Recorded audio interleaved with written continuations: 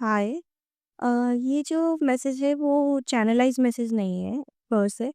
ये ये एक्चुअली मैं जो इंट्रोस्पेक्ट करती रहती हूँ या मैं भी किसी भी जगह किसी भी इवेंट में जाती हूँ, तो उस दौरान मुझे जो एनर्जेटिक विजुअलाइज़ेशंस होते हैं, वो मुझे जो चीज़ें देती है, जो भी मुझे एक्चुअली जब मैं किसी पब्लिक स्पेस में जाती हूँ, तो मेरे को उन एनर्जी का ओवरलोड होता है।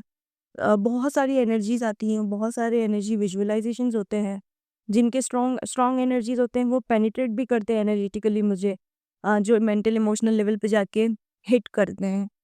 ठीक है, तो क्या होता है ना कि ये चीज़ मुझे शुरू से अफ़ेक्ट करती थी, जब मैं बहुत छोटी थी तब से। और जैसे ही कोई स्ट्रॉन्ग एनर्जीज़ या फिर बहुत ज़्यादा नंबर ऑफ़ एनर्जीज़ के बीच में मैं जाती हूँ, तो वो मुझे बहुत ही ज़्यादा shake, like it doesn't just shake me up from inside. ये मुझे ना अजीब-सी शिवरिंग देती है। वो शिवरिंग ना मेरी हार्ट बीट को, it is not a simple anxiety. ये सिंपल एंग्ज़ायटी नहीं होती। पहले मैं इसको यही फ़ील करती थी, लेकिन ये वो नहीं होती। ये मुझे वो ये शिवरिंग डिफरेंट होती है, जो मुझे एनर्जेटिक वाइब्रेशन से फ़ील हो रही होती है। ये मेरे एनर्जेटिक लेवल पे हो रही होती है और मैं इसको हमेशा, क्योंकि उससे आपकी पूरी बॉडी के अंदर वाइब्रेशंस होते हैं, तो मैं इसे शिवरिंग, एंग्ज़ायटी और नर्वसनेस ये समझती थी, लेकिन ऐसा नहीं है। और इसी वजह से आज इतने सालों बाद मुझे मेरे बचपन से जो ये प्रॉब्लम रही है, क्योंकि मैं बेसिकली एक इंट्रोवर्ट नहीं हूँ। मैं इंट्रोवर्ट बनाई गई हूँ सोसाइटल स्ट्रक्चर की वजह से। आई वाज़ पुश्ड कि मैं अपने अंदर लॉक हो जाऊँ, क्योंकि व्हाटएवर आई एम, वो सोसाइटी में बहुत ही डिफरेंटली देखा जाता है। या तो वो लेबल कर दिया जाता है इन, लाइक, एक, मुझे नहीं पता कि सोसाइटी इसको एग्ज़ैक्टली कैसे लेबल करती है, लेकिन मैंने उस चीज़ को फ़ील किया है कि वो अनएक्सेप्टेबल फ़ील होता है कि ये चीज़ें नहीं की जा सकती, ये चीज़ें नहीं हो सकती, ऐसे नहीं हो सकता, ये नहीं, है ना? हर जगह ये। या फिर आई फ़ील जज्ड कि भई वो मुझे जज कर रहे हैं, है ना? और कहीं न कहीं they see me as a dumb person, uh, क्योंकि sometimes when I speak about something, तो वो सोसाइटी को एक्सेप्ट नहीं होता है। और सोसाइटी के साथ हमेशा से ये प्रॉब्लम रहा है कि जो उन्हें एक्सेप्ट नहीं होता है, या तो वो उसे अपना दुश्मन की तरह से देखते हैं या अपने से डीमीन करके देखते हैं, है ना? और इसी वजह से क्या होता है ना कि I used to suppress myself, और मैंने अपनी ओरिजिनल पर्सनैलिटी को तो बिल्कुल ही ऐसे सप्रेस करके ख़त्म कर दिया था। और मुझे ये लगता था कि प्रॉब्लम मुझ में है, क्योंकि इतने सारे लोग गलत नहीं हो सकते। लेकिन आज मुझे ये रियलाइज़ हो रहा है कि एक्चुअली ऐसा नहीं है। सोसाइटी बहुत ही, मतलब पता नहीं किस ग्राउंड पे अपने आप को चला रही है। आज जितनी भी एग्जिस्टिंग सोसाइटीज़ है इस वर्ल्ड में, वो सारी की सारी सोसाइटीज़, सारी की सारी सोसाइटीज़ जो किसी न किसी कम्युनिटी से बनी है, चाहे वो कास्ट बेस्ड हो, रिलीजन बेस्ड हो, क्लास बेस्ड हो, जो इकोनॉमिक क्लास क्रिएट करता है ना? या फिर वो जेंडर आइडेंटिटी बेस्ड हो, या बहुत सारी जो कम्युनिटीज़ बन रही है, उन सब में एक प्रॉब्लम है, क्योंकि ये कम्युनिटी जो जो जिन सोसाइटल नॉर्म्स पे चलती है ना, वो सब की सब कहीं न कहीं जाके एक वियर्ड माइंडसेट में फैल जाती है कि कॉम्पैक्ट बॉक्स्ड थिंकिंग। ये जो क्लोज माइंडेड उनका अप्रोच है ना वर्ल्ड को लेके, और बहुत ही सेक्टोरल सोच है। ये जो सेक्टोरल सेग्रीगेटेड सोच है, वो सिर्फ उनको बांटना ही सिखाता है। वो खुद को डिफरेंट देखने के लिए या दूसरों को डिफरेंट देखते हैं, इस वजह से वो सिर्फ और सिर्फ एक वियर्ड, एक कंपैरेटिव स्केल क्रिएट करते हैं, जहाँ पे हमेशा यहाँ और वहाँ का ना कंपैरिजन होता है, कम और ज़्यादा में, या लैक माइंडसेट आता है। मतलब एक, it's not as if they just compare, they जज, they label, and they discriminate on the grounds of things they think are different from them. Ideological differences है, उससे भी एक सोसाइटी बन जाती है।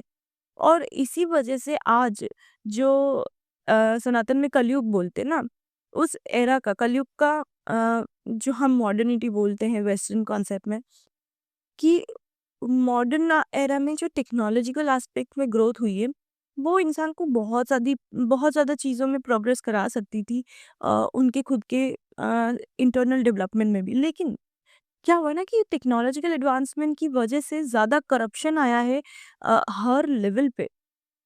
ह्यूमन सोसाइटी में तो गजब करप्शन है। और करप्शन का मतलब ये नहीं होता है कि वहां पे पैसों को लेके कुछ गड़बड़ चल रही है या कुछ। Corruption is them being corrupt at every level, emotional, mental, spiritual, physical, her layer में वो लोग मतलब वो लोग नहीं, वी ह्यूमंस करप्ट हो चुके हैं। मतलब हमारी सोचने का ग्राउंड ही गलत है। हम लोग बहुत ही हर्ड मेंटालिटी से चलने लग गए हैं। और हमें लोगों के ओपिनियन इतने ज़्यादा मैटर करते हैं कि हम सिर्फ और सिर्फ लोगों को दिखाने के लिए, गलत चीज़ें करने के लिए तैयार हो जाते हैं। We side the wrong just to prove the wrong side that we are like we belong to you. एक ऐसा फॉल्स बिलोंगिंग नेस जो अंदर से डेवलप हो रहा है ना, कि हमें उस सोसाइटी को बिलोंग करना है, इसलिए हम ये चीज़ करें। ये जो फॉल्स नैरेटिव है या फॉल्स बिलीफ है, ये बहुत ही प्रॉब्लमेटिक है। और इस वजह से क्या हो रहा है ना, सोसाइटी के अंदर, एक्चुअली वर्ल्ड, पूरा वर्ल्ड अब एक सोशल मीडिया जो हमें मिला है, जो हमारे लिए ब्लेसिंग है, लेकिन हमने उसे एक श्राप बना दिया है, एक कर्स बना दिया है। क्योंकि इस सोशल मीडिया पे इंफॉर्मेशन ऐसे ट्रैवल कर रही है जैसे कि कोई रिस्पॉन्सिबिलिटी नहीं है। जब भी कोई इंसान जिसके पास कोई इंफॉर्मेशन है, कोई नॉलेज है, और वो नॉलेज को खुद अगर विज़डम में ट्रांसफ़ॉर्म नहीं कर रहा और वो सिर्फ़ इसी को ऐसे ही स्प्रेड कर देता है, तो ये रॉन्ग है। नॉलेज ऐसे ही स्प्रेड कर देने वाली चीज़ नहीं है। जनरल इन्फॉर्मेशन जो जनरल अपडेट्स होते हैं करंट इवेंट्स के बारे में, वो सब अलग बात होती है। पर ये जो नॉलेज मैं बात कर रही हूँ, जो ह्यूमन हिस्ट्री से रिलेटेड है, ह्यूमन कल्चर से रिलेटेड है, ह्यूमन के रिलीजन से रिलेटेड है, किसी अलग-अलग जहाँ पे सोसाइटी जैसी है वो। वहाँ पे क्या होता है ना कि सब लोग यही चीज़ सीख लेते हैं, यही चीज़ जान लेते हैं, क्योंकि इन इन्फॉर्मेशंस का एक्चुअली सोशलाइज़ेशन हो चुका है। जो किताबों में है वो भी, इसलिए मैं हमेशा सोचती हूँ और बोलती हूँ कि किताबें पढ़ने के लिए, पर एक किताब पढ़ने लायक इंसान होना चाहिए। आपको पता भी नहीं है जो इन्फॉर्मेशन आप पढ़ रहे हो, आप उसको किस ग्राउंड पे ले रहे हो, आपका कोई ग्राउंड ही नहीं है। आप उस ग्राउंड पे ले रहे हो जो सोसाइटी ने आपको फॉल्स नैरेटिव्स क्रिएट करके बना के दिया है। और ये जो सोशलाइज़ेशन है ना इन्फॉर्मेशन का, ये इतना ज़्यादा डेंजरस है और ये बहुत घातक है हमारी ह्यूमन सोसाइटी को लेके। और इसमें सबसे ज़्यादा अगर किसी चीज़ के साथ, किसी इन्फॉर्मेशन के साथ गलत हुआ है, तो वो स्पिरिचुअलिज़्म के साथ, जो आध्यात्म है उसके साथ। उसका कॉन्सेप्ट, उसका मतलब आध्यात्म को जितना आज गलत तरीके से समझा जा रहा है ना, एक तो आध्यात्म और धर्म एक नहीं है। Spiritualism and religion, these 2 things are different. ये किसी भी ग्राउंड पे कहीं पर भी सेम नहीं है, ओवरलैप करते हैं, क्योंकि आध्यात्म पूरा ब्रह्मांड है और रिलीजन उस ब्रह्मांड में एक कण है। और वो कण वो है जो ह्यूमन की डेली लाइफ से रिलेटेड है, जो भी ह्यूमन जैसे भी अपने लाइफ को फॉलो करता है। उसका आपके मंत्र जाप, तंत्र जाप, ये तंत्र विद्या, ये किसी से भी कोई लेना देना नहीं है।